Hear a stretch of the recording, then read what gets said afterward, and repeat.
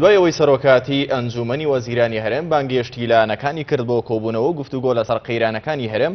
فراکسیۆنی کۆمەڵی ئیسلامی لە پەرلەمانی کوردستان بیرۆڕاو سەرنجی خۆی لەسەر ئەو داوانامەیە خستەڕۆ. مەڕوان گەڵاڵی سەرۆکی فراکسیۆنی کۆمەڵی ئیسلامی لە کۆنگرەیەکی ڕۆژنامەوانیدا ڕایگەیاند حکوومەتی هەرێم شکست خواردووە، بەو پێی حکوومەتێک 3 مانگ زیاتر بێت کۆ نەبوو بێتەوە و گوێی لە قەیرانەکان خەوان دەبێت، بە هەموو پێوەرێک دەبێت دەست لە کار بکێشێتەوە. سەرۆکاتی ئەنجومەنی وەزیرانی هەرێم بانگێشتی لایەنەکانی کرد بۆ کۆبوونەوە و گفتوگۆ لەسەر قەیرانەکانی هەرێم. فراکسیۆنی کۆمەڵی ئیسلامی لە پەرلەمانی کوردستان بیرروڕاو سەرنجی خۆی لەسەر ئەو داوانامەیە خستە ڕوو. مەڕوان گەڵاڵی سەرۆکی فراکسیۆنی کۆمەڵی ئیسلامی لە کۆنگرەیەکی ڕۆژنامەوانیدا لە قەزای سۆران ڕایگەیاند قەیرانەکانی هەرێمی کوردستان دەستکردن بە دانیشتنێکی ڕۆتینی حیزبەکان چارەسەر ناکرێن. ئەو قەیرانانەی کە دروست بوون لە هەرێمی کوردستان لە سەرەتاوە فراکسیۆنی کۆمەڵی ئیسلامی هەڵوێستەکانی خۆی و هەم لەگەڵ حکومەت هەم لەگەڵ لایەنە سیاسیەکان هەم لە ناو پەرلەمانی کوردستان زۆر ڕوون و ئاشکرا بوون و بە تایبەتیش پاشەوەی کە حکومەتی هەرێم ئەو هەنگاوەی دەستی بۆ قوتی هاوڵاتیان برد، فراکسیۆنی کۆمەڵی ئیسلامی دژی ئەو هەنگاوە ڕاوەستا و بەیاننامەمان دەرکرد کە بەڕاستی ناکرێتن بۆ چارەسەرکردنی قەیرانە داراییەکان کە دروست کراون دەست بۆ قوتی خەڵک و جەماوەر ببرێتن.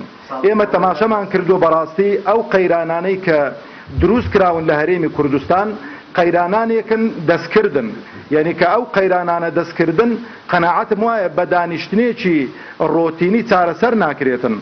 ئێمە وەکو فراکسیۆنی کۆمەڵی ئیسلامی بە هیچ شێوەیەک بەشداری ناکەین، لەبەرەوەی ئێمە قەناعەتمان وایە ئەو بەشداریکردنە بەشداریەکی ڕەمزیە بۆ شاردنەوەی شکستەکانەوە، بۆ ئەوەیە کە بەڕاستی ئەو دۆخی هەرێمی کوردستان قەناعەتم وایە لەسەر هاویەیە، دەیانەوێتن شکستەکە هەموو خەڵکە سیاسیەکە و پەرلەمانتارانی تێوە بگلێنن. سەرۆکی فراکسیۆنی کۆمەڵی ئیسلامی لە پەرلەمانی کوردستانەوە شیوت حکوومەتی هەرێم شکست خواردووە، بەو پێی حکوومەتێک 3 مانگ زیاتر بێ کۆ نەبوو بێتەوە و گوێی خۆی لە کۆی قەیرانەکانی خەڵک و بارگرانی سەرشانیان خەوان دەبێت، بە هەموو پێوەرێک دەبێت دەست لە کار بچێشێتەوە.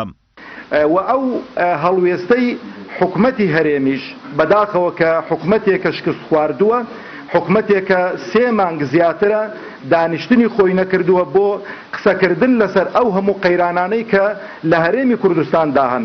ئەمڕۆ قەناعەتم وایە هیچ شەریحەیەک نییە لە هەرێمی کوردستان گلەیی نەبێتن و هیچ شەریحەیەک نییە لە هەرێمی کوردستان تێبینی جددی نەبن، بەڵام لە هەموو ئەو کێشە و مشکلە دروستکراوانەی کە لە هەرێمی کوردستان داهەن حکومەت کە ئەنەما حکومەتی ئەو وڵاتە نەبێتن، حکومەتی ئەو هاوڵاتیانە نەبێتن.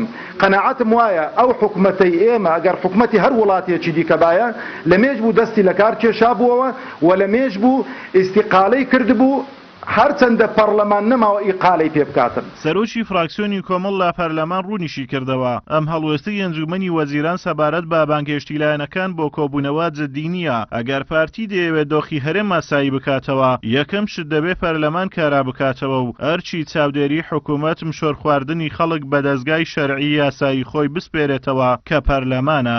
و وەکو فراکسیۆنی کۆمەڵی ئیسلامیش ئێمە هەڵوێستمان بەرامبەر بە ئەو داواکاریەی حکومەتی هەرێمی کوردستان لەو چەند خاڵە دەیخەینە ڕوو. ئێمە قەناعەتمان وایە ئەو هەڵوێستێکی جددی نییە بۆ چارەسەرکردنی کێشەکانی هەرێمی کوردستان. ئەگەر هەڵوێستێکی جددی بێتن قەناعەتم وایە یەکەم هەنگاو کاراکردنەوەی پەرلەمانی کوردستانە، بۆ چونکە پەرلەمانی کوردستان چاودێری حکومەتی هەرێمی کوردستان دەکات. پەرلەمانی کوردستان لە ڕێی لژنە تایبەتمەندیەکانی خۆی چاودێری هاوردەکردنی نەوت و فرۆشتنی نەوت و بەسجلی داتاکاندا دەچێتەوە. بەڵام لە هیچ قانون و یاسایەکدا نە لە هەرێمی کوردستان نە لە حکوومەت و نە لە پەرلەماندا نییە کە لایەنە سیاسیەکان چاودێر بن بەسەر حکوومەتی هەرێمی کوردستانەوە و بانگێشت بکرێن بۆ ئەوەی کە داتاکان بخرێنەوە. ڕاگەیەنراوەکەی ئەنجومەنی وەزیران سەبارەت بە بانگهێشتی حیزبەکان بۆ کۆبوونەوە قسەکردن لەسەر قەیرانەکانی هەرێم و مەسەلەی بژێوی خەڵک کاردانەوەی جۆراوجۆری لەناو حیزبەکان هێناوەتە ئارا. بەڵام ئەو خاڵەی زۆرینەی حیزبەکانی لەسەر کۆکن ئەوەیە قەیرانەکانی هەرێمی کوردستان یەک لایەنی لە پشتە کە دەستی بە سەرکۆی جونگەکانی حکومڕانی و ئابووری و داهات داگرتووە. بەڵام کاتێک باز دێتە سەر بەرپرسیارەتی لەو قەیرانانە و ناڕەزایی خەڵک، ئەو لایەنە دەیەوێت سەردەم حیزبەکان پێوە بگڵێنێ و بیان کاتە شەریکە بەشی گەندەڵی و برسیکردنی خەڵک. ئازادۆمەراوەی کەناڵی ئاسمانی پەیام سۆران.